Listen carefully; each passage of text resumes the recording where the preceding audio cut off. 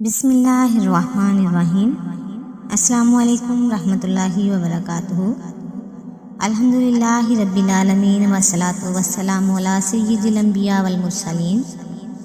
محترم ناظرین کرام، آپ سب کو میرے چینل میں خوش آمدید کہا جاتا ہے۔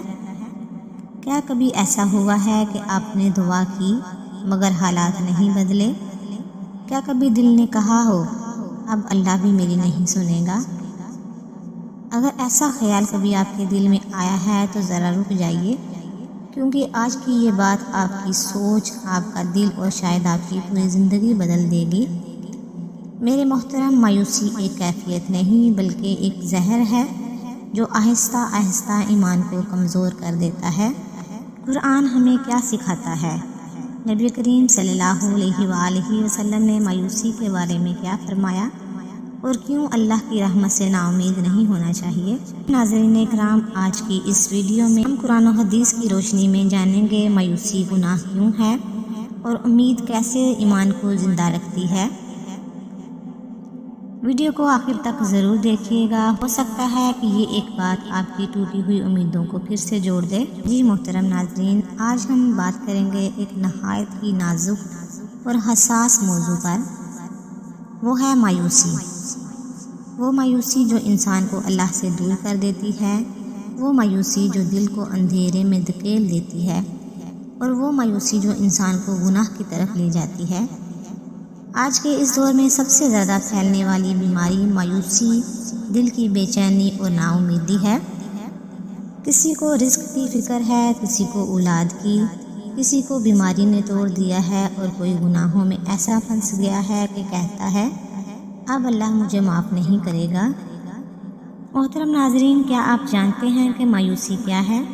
مایوسی کا مطلب ہے اللہ کی رحمت، مدد اور مغفرت سے نا امید ہو جانا، یعنی یہ سوچ لینا کہ اب ہماری دعائیں قبول نہیں ہوں گی، اور یہ سمجھ لینا کہ اللہ نے مجھے چھوڑ دیا ہے، یہ مان لینا کہ میری اصلاح ممکن نہیں۔ محترم ناظرین، یاد رکھیں، یہ صرف ایک نفسیاتی کیفیت نہیں بلکہ ایمان سے ٹکرانے والی سوچ ہے، جبکہ قرآن شریف نے مایوسی کی سخت ممانعت کی ہے۔ قرآن حکیم میں اللہ تعالیٰ ارشاد فرماتے ہیں، اے میرے بندو، جنہوں نے اپنی جانوں پر زیادتی کی ہے، اللہ کی رحمت سے نا امید نہ ہوں، بے شک اللہ تمام گناہوں کو معاف فرما دیتا ہے۔ محترم ناظرین، قابل غور بات تو یہ ہے کہ اللہ کن کو مخاطب کر رہا ہے؟ گناہ گاروں کو۔ اور پیغام کیا ہے؟ مایوس مت ہو۔ مایوسی کافروں کی صفت ہے۔ اللہ تعالیٰ فرماتے ہیں اللہ کی رحمت سے نا امید نہ ہو۔ اللہ کی رحمت سے صرف کافر لوگ ہی نا امید ہوتے ہیں۔ سوچئے، اگر مایوسی کافروں کی صفت ہے تو ایک مومن کے دل میں مایوسی کیسے آ سکتی ہے؟ اسی طرح مایوسی کے بارے میں بہت سی احادیث ہیں۔ نبی کریم صلی اللہ علیہ وآلہ وسلم نے فرمایا، عجب حال ہے مومن کا، اس کا ہر معاملہ خیر ہی خیر ہے، یعنی اگر خوشی ملے تو شکر کرتا ہے اور تکلیف آئے تو صبر کرتا ہے۔ مومن کبھی مایوس نہیں ہوتا، کیونکہ وہ جانتا ہے میرا رب دیکھ رہا ہے، سن رہا ہے اور ضرور مدد کرے گا۔ ایک اور حدیث ہے جس میں نبی کریم صلی اللہ علیہ وآلہ وسلم نے فرمایا، اللہ تعالیٰ فرماتا ہے میں اپنے بندے کے گمان کے ساتھ ہوں، یعنی اگر تم اللہ سے اچھا گمان رکھو گے تو اللہ تمہارے ساتھ اچھا معاملہ کرے گا، اور اگر مایوس ہوگے تو خود اپنے لیے راستہ بند کرو گے۔ محترم ناظرین، یاد رکھیں، مایوسی شیطان کا سب سے بڑا ہتھیار ہے۔ شیطان کا مقصد ہے انسان کو اللہ سے دور کرنا، اسے نماز، دعا اور توبہ سے روکنا، اور شیطان یہ کام مایوسی کے ذریعے کرتا ہے۔ وہ دل میں وسوسے ڈالتا ہے، تم بہت گناہ گار ہو، تمہاری دعائیں قبول نہیں ہوں گی، تم اب ٹھیک نہیں ہو سکتے۔ یاد رکھیں، جب انسان مایوس ہوتا ہے تو وہ نماز چھوڑ دیتا ہے، توبہ سے رک جاتا ہے، اور آخر کار گناہ کو اپنا معمول بنا لیتا ہے۔ محترم ناظرین، غم تو انبیاء کرام پر بھی آئے، لیکن انہوں نے کبھی مایوسی اختیار نہیں کی۔ حضرت یعقوب علیہ السلام نے بیٹے کا غم دیکھا، حضرت ایوب نے بیماری دیکھی، نبی کریم صلی اللہ علیہ وآلہ وسلم نے طائف کے لوگوں سے پتھر کھائے، لیکن کسی نے مایوسی اختیار نہیں کی۔ حضرت یعقوب علیہ السلام نے فرمایا، میں اپنا شکوہ اللہ کے سامنے کرتا ہوں، یعنی مومن کا راستہ یہ ہے کہ وہ شکوہ اللہ سے کرے لیکن مایوس کبھی نہ ہو اللہ کی رحمت سے۔ صبر کی کمی، اللہ پر کم یقین اور گناہوں کی کثرت، دنیا کی محبت اور نتائج میں جلدی، یہ سب مایوسی کے اسباب ہیں۔ اور ہم چاہتے ہیں کہ دعا فوراً قبول ہو اور مشکل وقت فوراً ختم ہو جائے۔ جب ایسا نہیں ہوتا تو ہم مایوس ہو جاتے ہیں، حالانکہ اللہ بہتر وقت جانتا ہے۔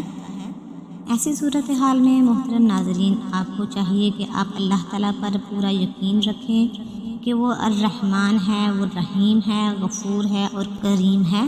اور مایوسی سے بچنے کے لیے یہ وظیفہ آپ ضرور کریں۔ وظیفے کے لیے سب سے پہلے شرط ہے کہ نماز، صبر اور حلال کوشش کے ساتھ اس وظیفے کو کریں۔ وظیفہ کوئی جادو نہیں ہوتا، بلکہ یہ سبب ہے جو اللہ تعالیٰ سے جڑے رہنے کا ذریعہ ہوتے ہیں۔ محترم ناظرین، وظیفہ یہ ہے کہ آپ نے نماز فجر کے بعد 33 مرتبہ پڑھنا ہے۔ انشاءاللہ اس وظیفے کی برکت سے اللہ تعالیٰ آپ کے دل سے مایوسی کو نکال پھینکے گا۔ آپ نے پڑھنا ہے یا حیّ یا قیوم برحمتک استغیث، کم از کم 33 مرتبہ پڑھنا ہے اور پھر دونوں ہاتھ اٹھا کر اللہ سے دعا کرنی ہے۔